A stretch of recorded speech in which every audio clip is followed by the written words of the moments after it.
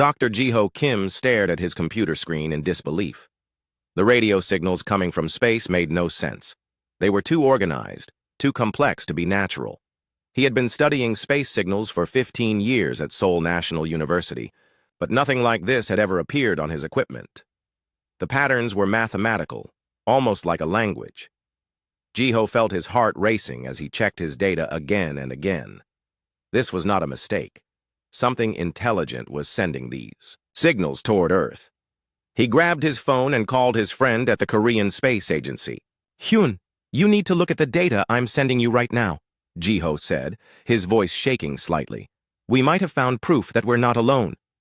Meanwhile, thousands of miles above Earth, Admiral Kethvar of the Velkari Empire reviewed his mission orders one final time. The planet below looked like so many others his people had tested over the centuries. Blue oceans, green land masses, and a young species that had just discovered radio technology. The Velkari had been testing primitive species for over 2,000 years. It was their sacred duty to find races worthy of joining the galactic community. Most species failed the tests quickly. They either surrendered without fighting or used simple weapons that could not harm Velkari ships. Kethavar had overseen 43 tests during his career. Only 2 species had passed and been invited to join the Galactic Empire. The rest had been marked as unworthy and left to develop on their own for another 1,000 years before being tested again. Earth's test would begin soon. Captain Minho Park stood on the deck of his destroyer, watching the morning sun rise over the Yellow Sea. His ship was part of a joint naval exercise with the American and Japanese fleets. It was supposed to be a routine training mission. Then his radar operator shouted something that changed everything. "Captain, we have multiple contacts," appearing above the fleet. "They're huge, sir. Bigger than aircraft carriers." Minho rushed to the radar screen. Massive objects were appearing out of nowhere, floating in the sky above the naval formation. They had not been there seconds before. "Get me a visual," Minho ordered. The main screen flickered to life, showing something that made Minho's blood run cold. Enormous ships hung in the air above them, dark and angular, clearly not built by human hands. They were larger than anything humanity had ever constructed. His communications officer spoke with a trembling voice. "Sir, we are receiving the same reports from naval commands around the world. These ships have appeared over every major city and military base on Earth." Dr. Jiho Kim was still on the phone with the space agency when the news reports began flooding in. Giant alien ships had appeared over Seoul, Tokyo, New York, London, and dozens of other cities. The signals he had detected were coming from these vessels. The ships did nothing at first. They simply hung in the sky like dark clouds, waiting. The world held its breath. Then the first attack came. It was precise and controlled. Energy beams lanced down from the alien ships, striking only military targets. Air Force bases, naval ports, and army installations were hit with surgical accuracy. The weapons were incredibly powerful, but they carefully avoided civilian areas. Yeji Lee, a materials engineer working at a research facility in Busan, watched in horror as the nearby naval base was struck by beams of purple light. The explosions were unlike anything she had ever seen. The alien weapons seemed to dissolve metal and concrete rather than simply destroying them. But something caught her attention. Small pieces of debris from the alien attacks were scattered around the impact sites. As an engineer, she could not resist studying them. When Yeji examined the fragments under her microscope, she discovered something amazing. The alien technology was incredibly advanced, but it followed principles that human science could understand. The materials were made of elements found on Earth, just arranged in ways no human had ever tried. "If we can figure out how they built this," she whispered to herself, "maybe we can build something similar." Taemin Cho, a quantum physicist at KAIST, was analyzing the energy signatures from the alien weapons when he made his own discovery. The aliens were using quantum field manipulation to power their ships and weapons, but there was something strange about their technology. It was almost as if they were intentionally limiting themselves. The energy patterns showed that their weapons could be much more powerful than what they were using. They were holding back. Why would an advanced alien race use only a fraction of their power when attacking Earth? The answer came to Taemin in a flash of understanding that made him feel sick to his stomach. This was not an invasion meant to destroy humanity. It was a test. Captain Minho Park's destroyer had survived the first attack, but barely. Half of his crew was injured, and his ship's main systems were badly damaged, but they were still fighting. The alien ships had landed ground forces in several locations around the world. Reports were coming in of strange creatures in advanced armor moving through major cities. They seemed to be studying human responses. Rather than trying to conquer territory, Minho's communications officer managed to establish contact with other surviving military units around the world. What he heard confirmed his worst fears and greatest hopes at the same time. The aliens were winning easily, but they were not trying to destroy humanity.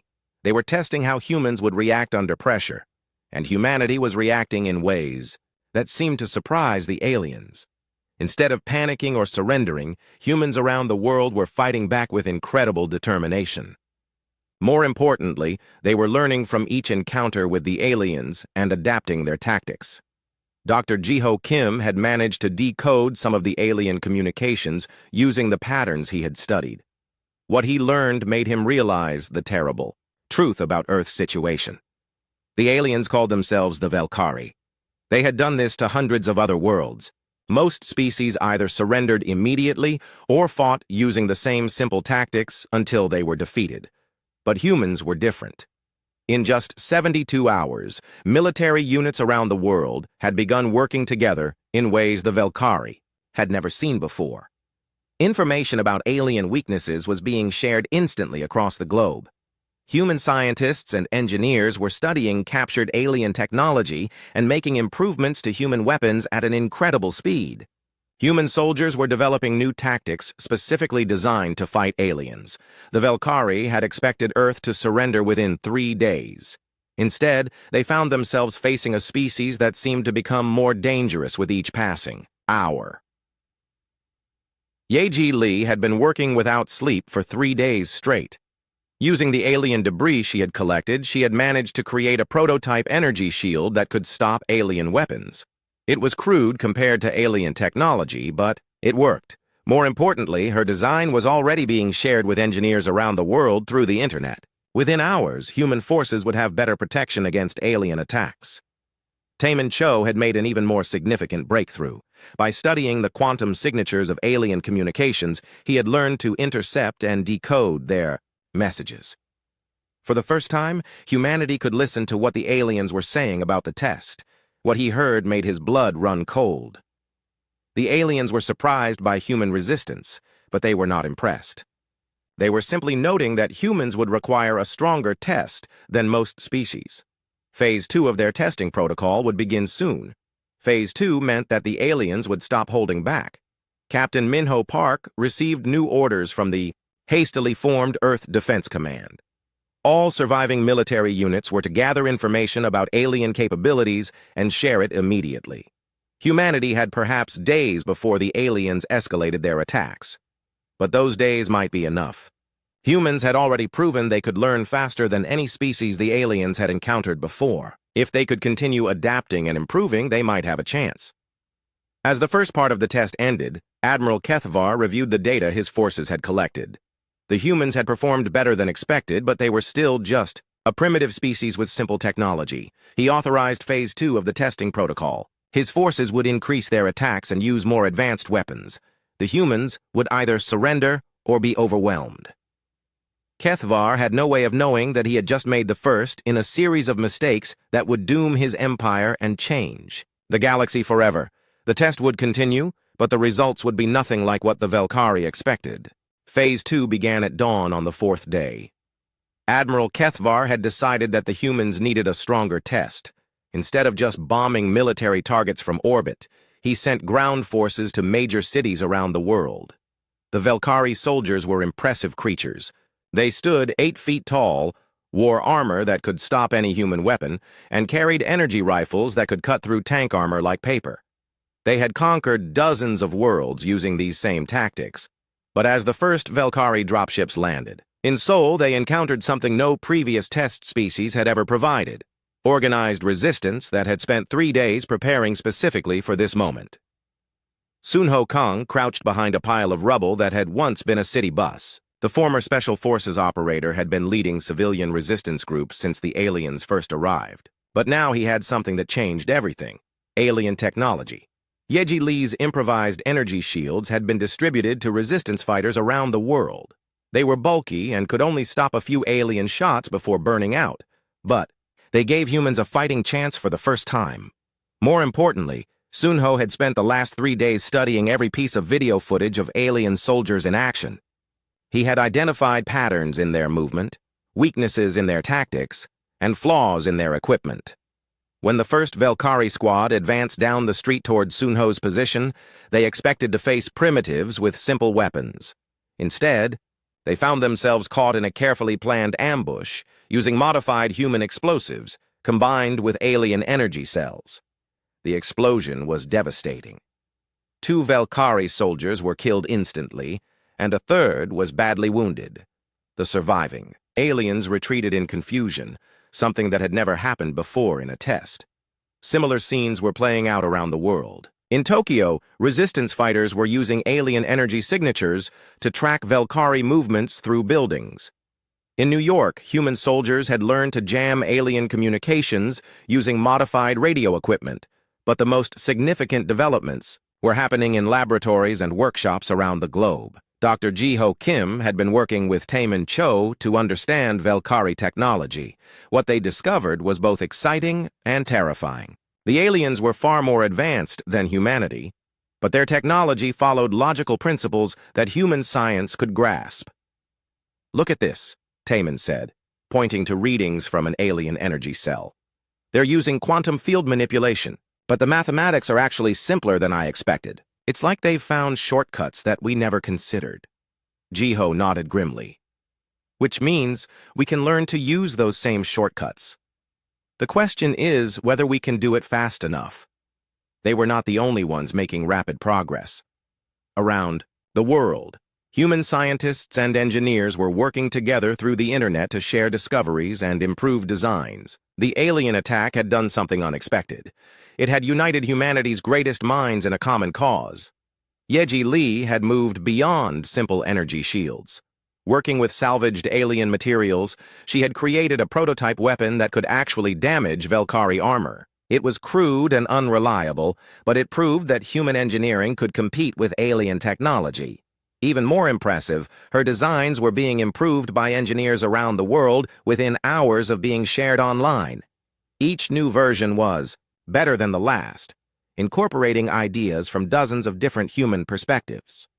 Meanwhile, Captain Minho Park was learning that naval warfare against aliens required entirely new thinking. His damaged destroyer could not match alien ships in direct combat, but it did not need to. Working with other surviving naval commanders, Minho had developed hit-and-run tactics that used Earth's oceans as cover. Alien sensors had trouble tracking submarines, and coordinated attacks by multiple ships could overwhelm alien defenses for brief moments.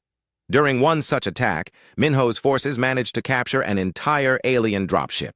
It was the first intact Velkari vehicle to fall into human hands. The captured ship was immediately transported to a secure facility where teams of engineers and scientists began taking it apart piece by piece. Every component was studied, copied, and improved upon. Narration, a combat medic who had been treating wounded resistance fighters, made a discovery that would prove crucial to humanity's survival.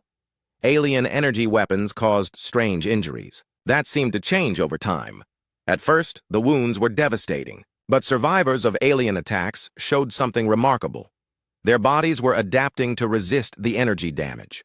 Humans who had been exposed to alien weapons multiple times showed increasing resistance to their effects. "It's like our cells are learning to defend themselves," Nari explained to a gathering of medical researchers from around the world. "Each exposure makes us a little bit stronger against their weapons." This discovery led to a desperate but brilliant idea. Medical teams began deliberately exposing volunteers to small amounts of alien energy, allowing their bodies to build up resistance. It was dangerous, but it worked. Within weeks, human soldiers were surviving alien attacks that would have killed them during the first days of the invasion. Admiral Kithvar watched these developments with growing concern. The testing protocol clearly stated that primitive species should become weaker and more disorganized as the test continued. Instead, the humans were becoming stronger and more coordinated with each passing day. Worse, they were beginning to use Valkyrie technology against his own forces. Human weapons that fired alien energy were appearing on battlefields around the world. Human soldiers wearing improvised armor based on Valkyrie designs were proving surprisingly difficult to kill. For the first time in his long career, HFY wondered if the testing protocol might be flawed. The moment that changed everything came when Sunho Kang's Special Operations Team managed to capture a living Valkyrie soldier during a raid on an alien outpost. The prisoner was transported to a secure facility where Jiho Kim and Taemin Cho could study alien biology. What they learned was shocking. The Valkyrie were not naturally aggressive. In fact, they seemed almost reluctant to fight. When questioned through primitive translation software, the captured alien revealed something that changed humanity's understanding of the entire situation. The attacks on Earth were not an invasion. They were a test. The Valkyrie had been testing primitive species for thousands of years, determining which ones were worthy of joining the galactic community. Most species failed the test quickly. They either surrendered without significant resistance or fought using simple tactics until they were overwhelmed. Those species were left alone to develop for another 1,000 years before being tested again. But some species passed the test. They showed intelligence, adaptability, and the ability to work together under pressure. Those species were invited to join the Valkyrie Empire as junior members. The revelation was both relieving and terrifying. Humanity was not facing extinction, but they were being judged by aliens who might decide their entire future. Even worse, the Valkyrie seemed confused by human responses. No previous test species had adapted so quickly or shown such rapid technological development. The testing protocol had no procedures for dealing with a species that became stronger during the test itself. Captain Minho Park received this information while coordinating a major naval operation against Valkyrie ships in the Pacific. The knowledge that this was a test, rather than an invasion, should have been reassuring, but it only made him more determined to fight. "If they want to test us," he told his officers, "let's give them a test they'll never forget." The operation was humanity's first major coordinated attack against alien forces. Ships from 12 different nations worked together, using captured alien technology and new tactics developed specifically for fighting Valkyrie vessels. The attack was a complete success. 3 alien ships were destroyed, and a 4th was captured, almost intact. For the first time since the testing began, human forces had achieved a decisive victory against their alien opponents. Admiral HFY stared at the reports in disbelief. A primitive species had just destroyed 4 of his ships using a combination of their own crude technology and captured Valkyrie equipment. It should have been impossible. Even more disturbing were the tactical analyses. The human attack had been perfectly coordinated across vast distances, with each ship playing a specific role in a complex plan. This level of organization and strategic thinking was supposed to be beyond primitive species. HFY made a decision that would prove to be his second major mistake. He authorized Phase 3 of the testing protocol. Full military engagement, without restrictions. The Valkyrie would use their most advanced weapons and tactics to crush human resistance once and for all. This test had gone on long enough. But as HFY gave the orders for total war, he failed to consider one crucial fact. Humanity had spent 2 weeks learning everything they could about Valkyrie technology and tactics. The aliens were about to discover that their test subjects had become something far more dangerous than they had ever imagined. Admiral HFY's decision to authorize full military engagement was meant to end the test quickly and decisively. The Valkyrie had never needed to use their complete arsenal against a primitive species, but the humans had proven unusually stubborn. The order went out across the Valkyrie fleet. No more restrictions, no more testing protocols. Destroy all human military forces and infrastructure. Show this primitive species the true power of the Valkyrie Empire. What HFY did not realize was that humanity had spent 2 weeks preparing for exactly this moment. Captain Minho Park stood in the command center of the newly constructed Earth Defense Headquarters, a facility built inside a mountain using a combination of human engineering and captured Valkyrie technology. Around him, officers from every nation on Earth worked together with the efficiency that would have impressed the aliens who were trying to destroy them. "All units report ready," announced Commander Sarah Chen from the American Pacific Fleet. "Human Valkyrie, hybrid ships are in position around the globe." Minho nodded grimly. In just 2 weeks, humanity had accomplished something that should have taken decades. Using captured alien technology and human innovation, they had built a fleet of hybrid warships that combined the best of both technologies. Yeji Lee had led the engineering effort that made it all possible. Working with teams of engineers from around the world, she had not just copied Valkyrie technology, she had improved it. "The alien designs are incredibly advanced," she had explained to the Emergency Council of World Leaders. "But they're also very conservative. They use the same basic designs that worked for them thousands of years ago. Humans think differently." Her improvements were revolutionary. Human-built energy shields were more efficient than Valkyrie originals because they used adaptive algorithms that learned from each attack. Human engines were faster because they incorporated design principles the aliens had never considered. Most importantly, human weapons were deadlier than anything the Valkyrie had ever faced because they were designed by a species that had spent its entire history learning new ways to kill its enemies. Taemin Cho had made even more significant breakthroughs in communication and sensor technology. Not only could humanity intercept all Valkyrie transmissions, they could now hack into alien ship systems and disrupt their operations. "We know where every Valkyrie ship is located," he reported to the Defense Council. "We know their battle plans, their supply routes, and their command structure." For the first time in galactic history, a primitive species knows more about Valkyrie fleet movements than the Valkyrie do. When the Valkyrie launched their full assault, they expected to face desperate human defenders using primitive weapons. Instead, they encountered something that defied all their experience and training. The first Valkyrie battle group to attack Earth's orbital defenses was met by a coordinated response that seemed impossible. Human ships appeared exactly where they needed to be, using weapons and tactics that the aliens had never encountered. Sunho Kong, now promoted to general and leading Earth's Special Operations Forces, had spent weeks developing new combat doctrine based on captured Valkyrie intelligence. His soldiers no longer fought like humans defending their home, they fought like apex predators hunting prey. Using captured Valkyrie stealth technology combined with human tactical innovation, Sunho's teams struck deep behind enemy lines. They did not just attack Valkyrie ground forces, they hunted Valkyrie commanders with ruthless efficiency. "The aliens have a rigid command structure," Sunho explained to his unit leaders. "Remove the commanders, and their soldiers become confused and ineffective. We're not fighting an army. We're performing surgery." His predictions proved correct. Valkyrie forces around the world began falling into disarray as their leadership was systematically eliminated by human special operations teams that seemed to appear out of nowhere. But the most shocking development was happening on the medical front. Nari Yun had continued her research into human adaptation to Valkyrie weapons. What she discovered changed everything humanity thought they knew about their own species. Humans exposed to alien technology were not just developing resistance to energy weapons, they were evolving in real time.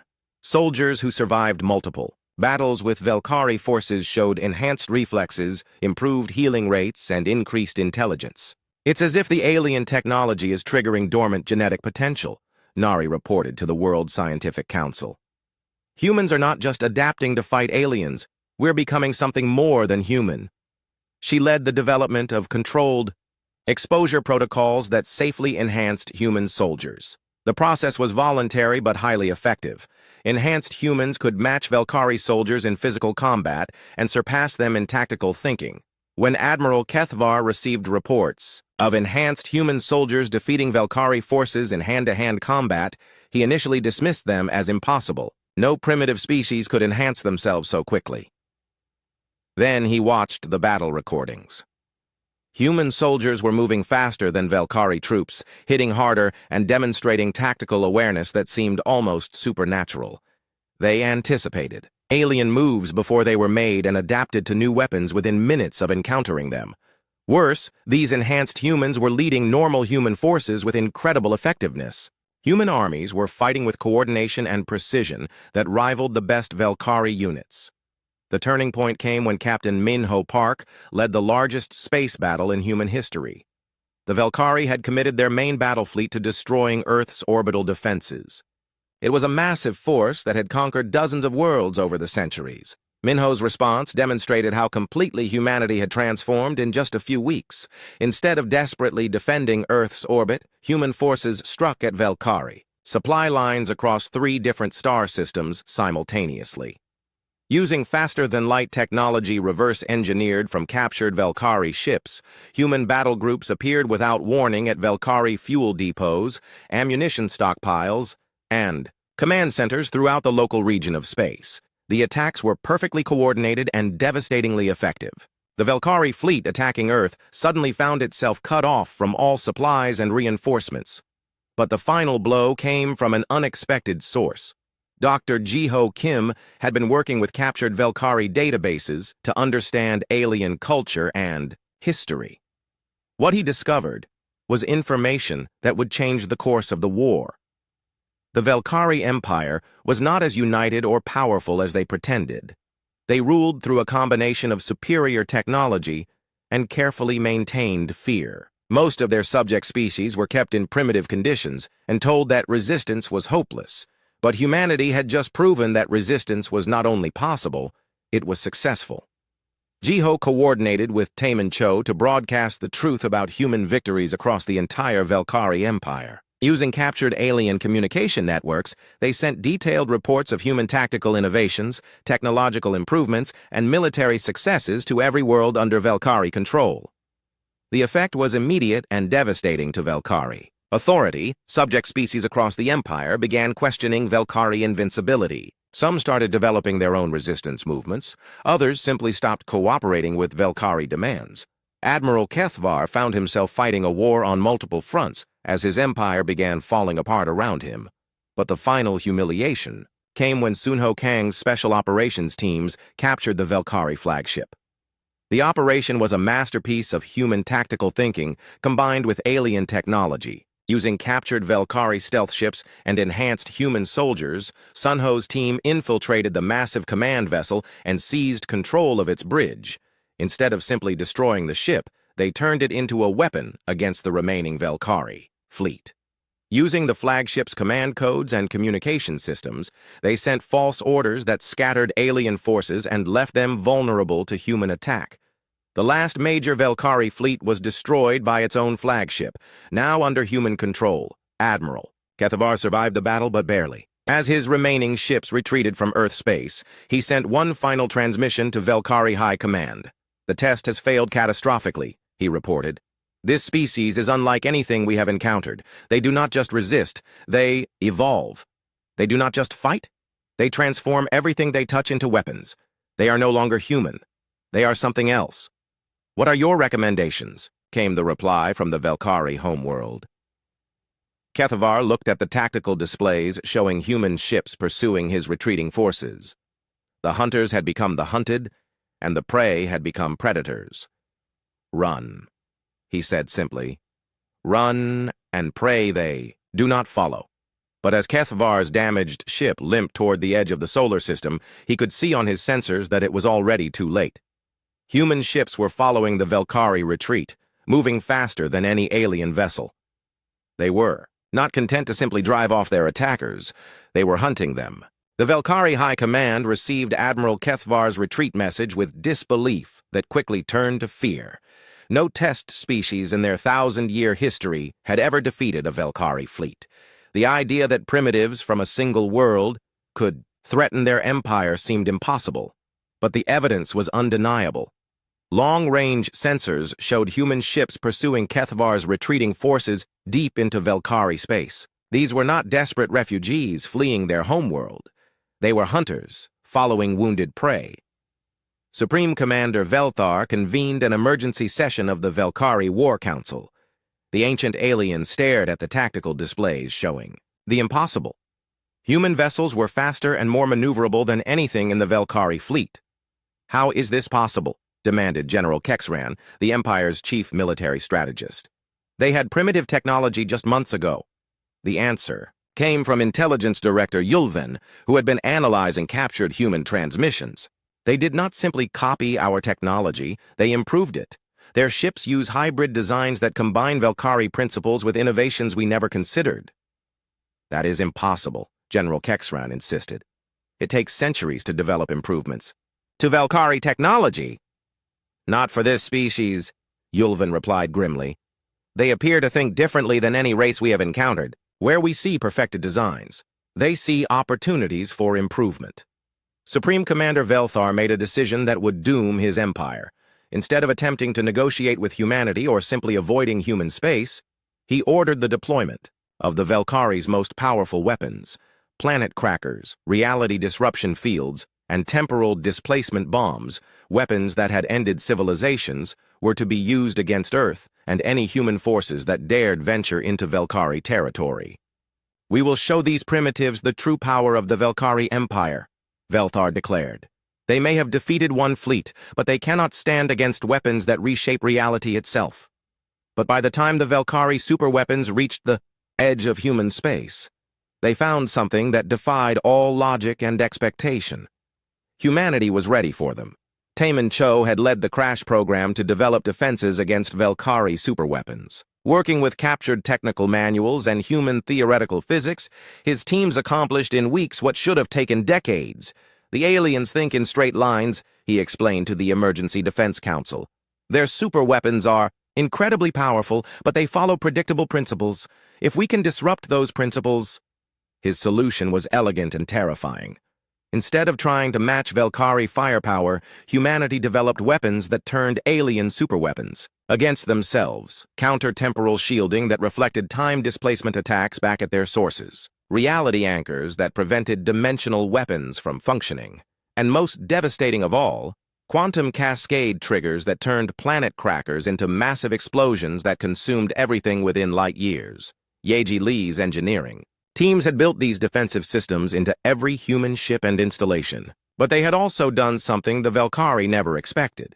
They had made them smaller, more efficient, and more powerful than the original weapons. When the first Valkyrie superweapon fleet arrived at Earth's solar system, they found human forces, waiting for them in formations that seemed designed specifically to counter their attack plans. Captain Minho Park, now Admiral of Earth's combined fleet, coordinated the defense from his flagship, a vessel that combined human innovation with captured Valkyrie technology in ways that created something entirely new. Remember, he broadcast to all human ships, we are not just defending Earth. We are teaching the galaxy that humanity cannot be threatened with impunity. The battle was unlike anything seen in galactic history.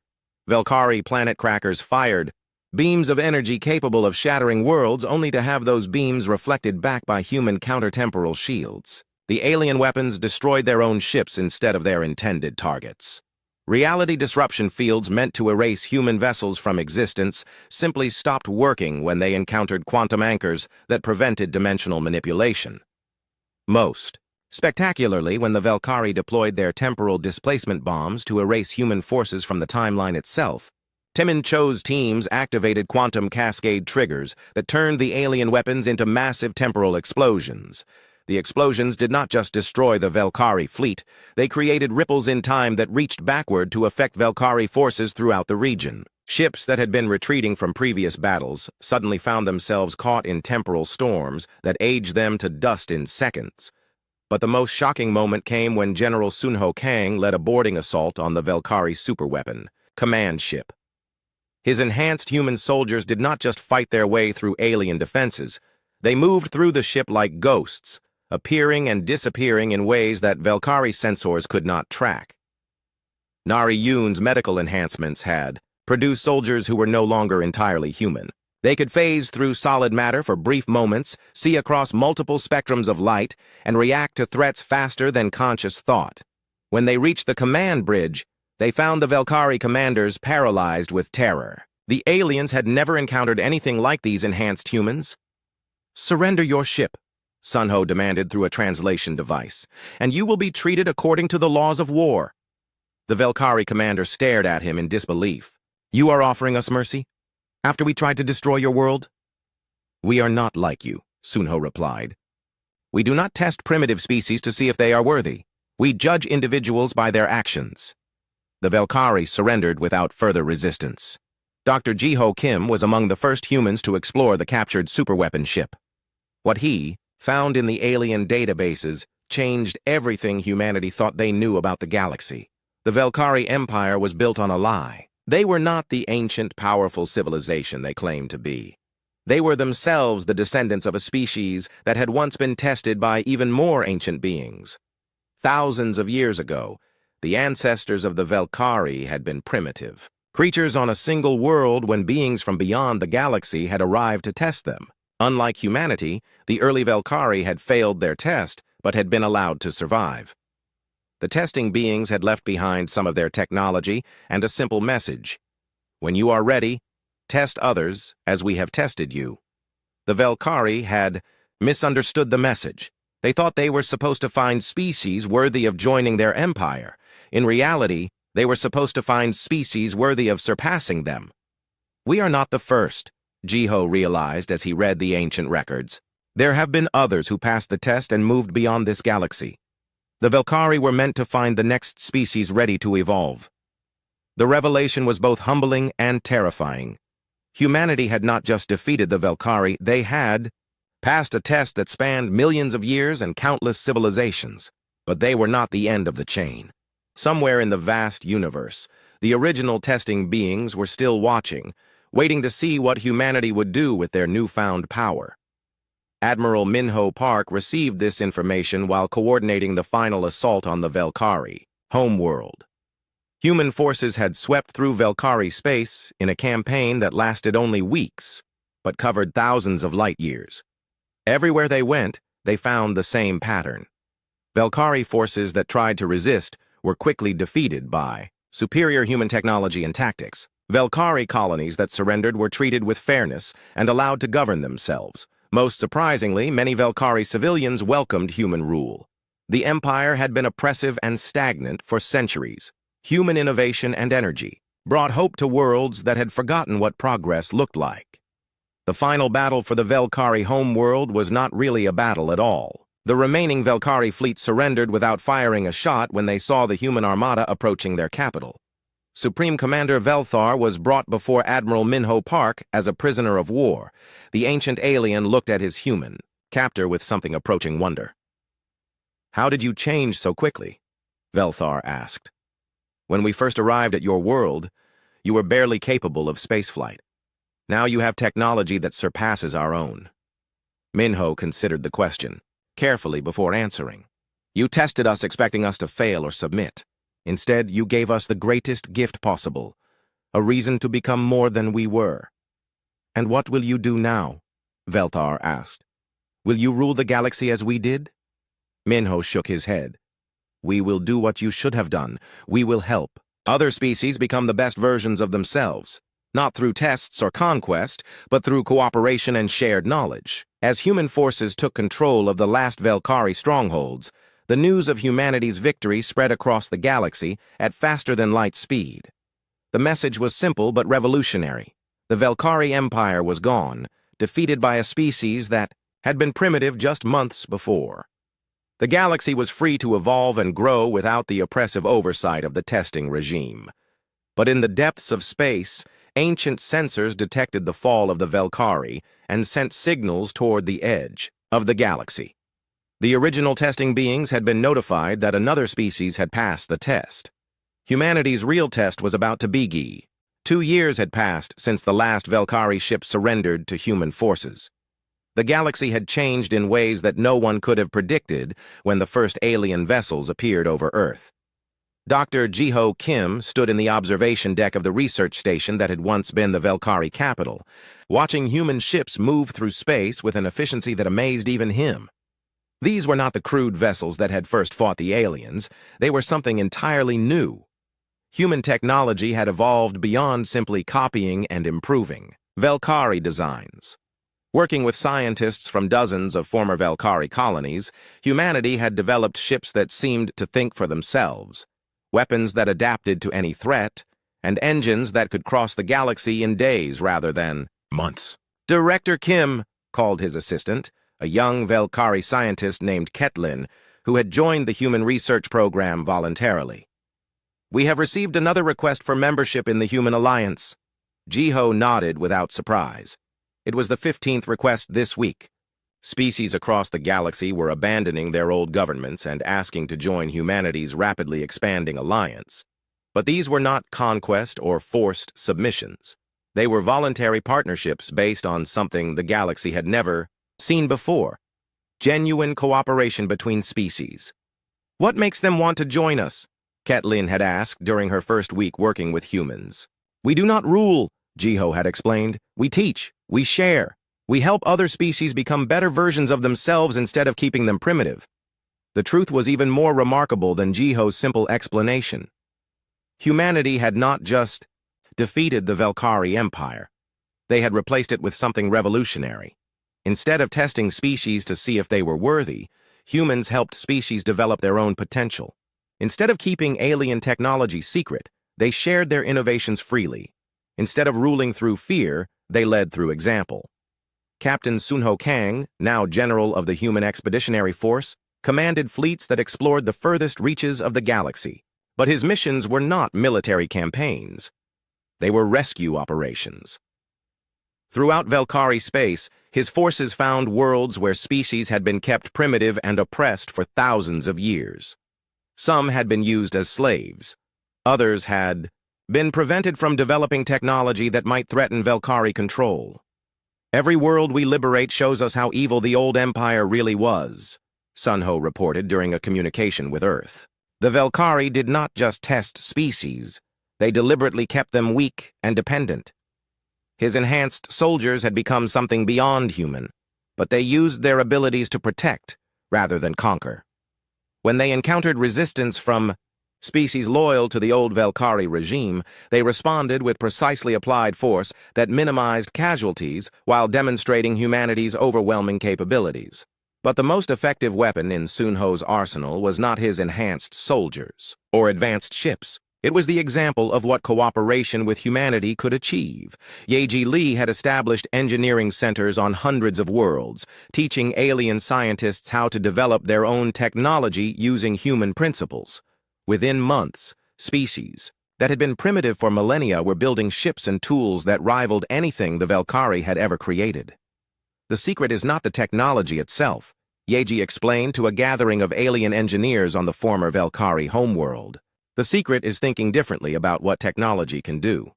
Her workshops had become legendary throughout the galaxy. Species would send their brightest minds to learn from humanity, and they returned home with ideas that transformed their entire civilizations. But Yeji's greatest achievement was not any single invention. It was the creation of a new philosophy of engineering that emphasized adaptation, innovation, and cooperation between different ways of thinking.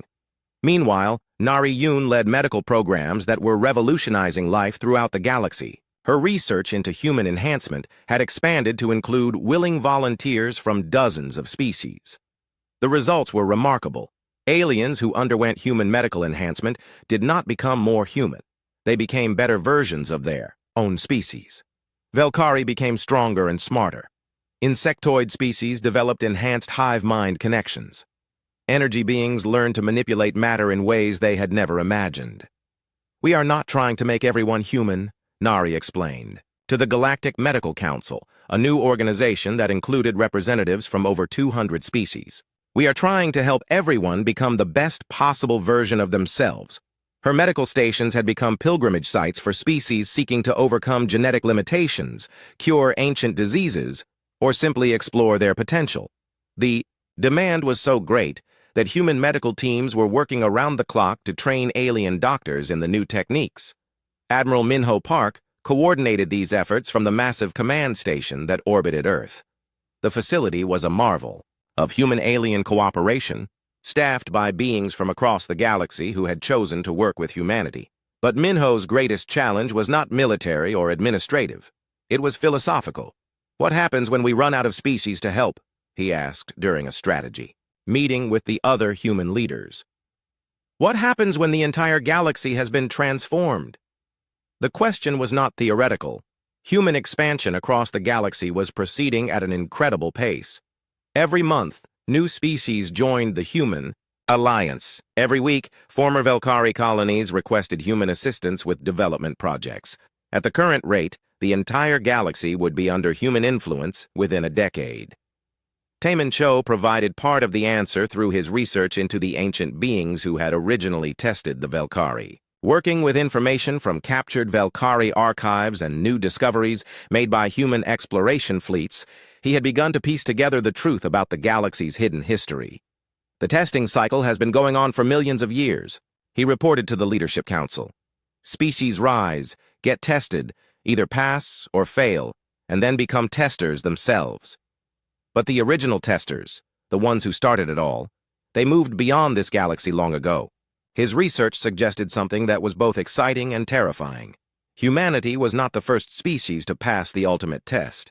There had been others, perhaps dozens of others, who had transcended their origins and moved on to explore the universe beyond the galaxy.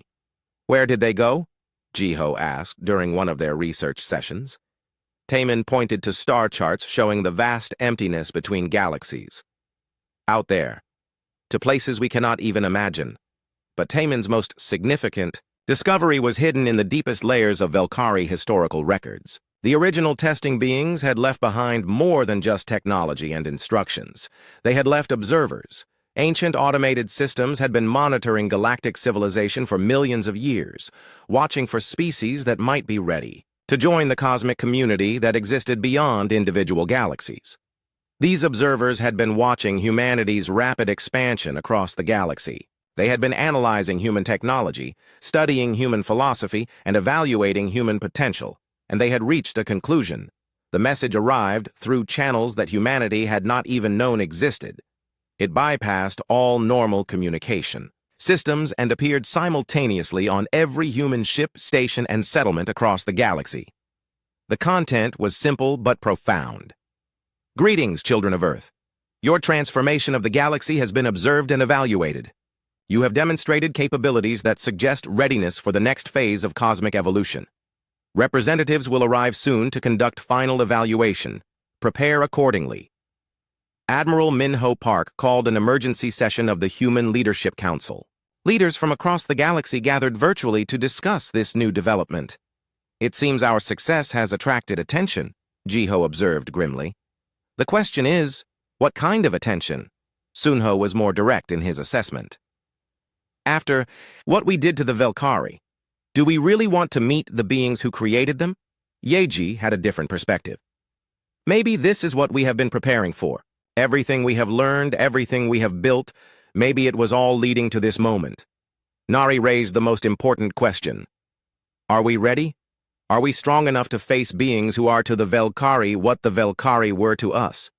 As the human leaders debated their response, reports began coming in from the edge of the galaxy. Long-range sensors had detected massive objects moving through the void between galaxies, approaching at speeds that defied all known physics.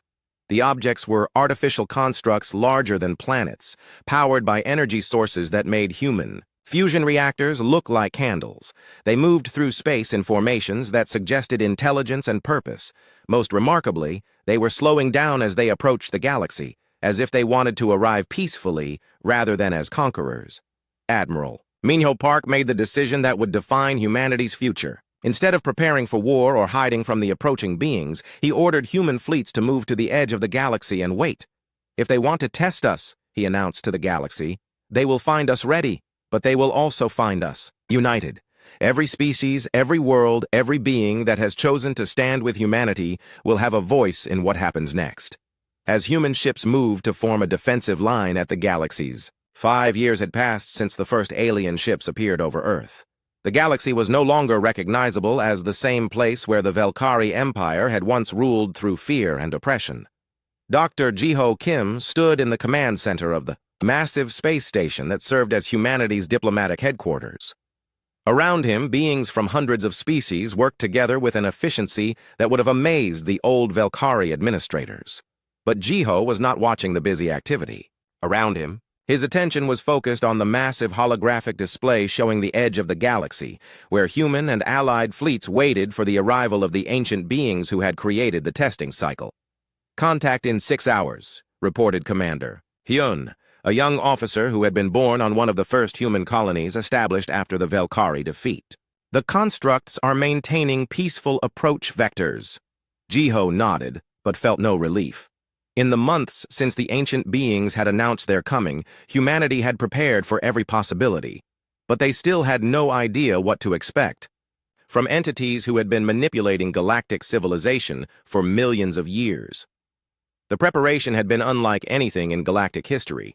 Instead of simply building weapons and ships, humanity had transformed the entire galaxy into a showcase of what cooperative civilization could achieve. Yeji Li's engineering teams had built space habitats that housed billions of beings from dozens of species, all working together on projects that pushed the boundaries of known science. Cities in space where humans and aliens lived side by side, sharing knowledge and creating technologies that neither could have developed alone. We are not just showing them our military power, Yeji had explained during the planning sessions. We are showing them our potential for growth and cooperation. Her greatest creation was the Harmony Station, a massive facility at the galaxy's center where representatives from every species work together to solve problems and explore new ideas. The station itself was a work of art that combined architectural principles from hundreds of different cultures. General Sunho Kang had transformed his military forces into something that no previous galactic civilization had ever attempted, an army dedicated to protection and cooperation rather than conquest. His enhanced soldiers were no longer just human. Volunteers from across the galaxy had undergone adaptations that made them into perfect peacekeepers. Beings capable of incredible force but dedicated to using that force only to protect others. We do not fight to destroy enemies, Sunho had told his troops during their final briefing. We fight to protect the weak and defend the innocent. If these ancient beings come in peace, we will welcome them. If they come in war, we will show them that the galaxy is no longer defenseless. Nari Yoon had made perhaps the most remarkable contributions to humanity's preparation. Her medical research had not just enhanced individual beings, it had created new forms of life that bridged the gaps between species. Working with volunteers from across the galaxy, she had developed beings who could survive in any environment, communicate with any species, and adapt to any challenge. These enhanced beings were not replacements for existing species. They were ambassadors who could help different forms of life understand each other.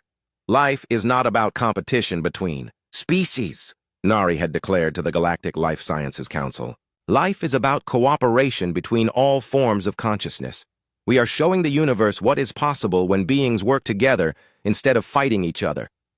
Admiral Minho Park coordinated the galaxy's preparation from his flagship, a vessel that represented the pinnacle of human-alien cooperative engineering. The ship was not just a warship, it was a mobile civilization capable of sustaining millions of beings and serving as humanity's voice to the cosmos. But Minho's greatest achievement was not technological, it was social. Under his leadership, the galaxy had developed something that had never existed before. A truly unified civilization that respected differences while working toward common goals. Every species has something unique to contribute, he had explained to the newly formed Galactic Assembly. Our strength comes not from making everyone the same, but from helping everyone become their best possible selves. Taemin Cho had spent years analyzing the ancient beings' technology and philosophy based on data recovered from Velkari archives and direct observation of their approaching constructs. What he discovered changed humanity's understanding of their place in the universe. The testing cycle is not random, he reported to the Leadership Council. It is part of a larger pattern of cosmic evolution. Species develop, get tested, and either join the cosmic community or remain isolated until they are ready. But Taemin's most important discovery was about the nature of the test itself. They are not testing our military power or technological capability, he explained. They are testing our readiness to take responsibility for cosmic civilization. Every species that passes the test becomes responsible for helping the next generation of species evolve. The ancient beings were not conquerors or judges. They were teachers, and they were looking for students ready to become teachers themselves. When the massive constructs finally arrived at the edge of the galaxy, they did not assume aggressive formations or deploy weapons. Instead, they arranged themselves in patterns that clearly indicated peaceful intent. The lead construct, a sphere larger than most moons, sent a communication that appeared simultaneously in the native language of every species in the galaxy. Greetings, children of this galaxy. We are the architects of cosmic civilization. We have come to evaluate your readiness for the next phase of universal evolution. Admiral Minho Park responded on behalf of the United Galaxy. We welcome you. In peace, we are ready to be judged, but we also wish to understand the nature of the judgment. The response came from a being that appeared on communication screens throughout the galaxy. It was humanoid, but clearly not human, with features that seemed to shift and change as it spoke, as if it could adapt its appearance to be comfortable for any observer.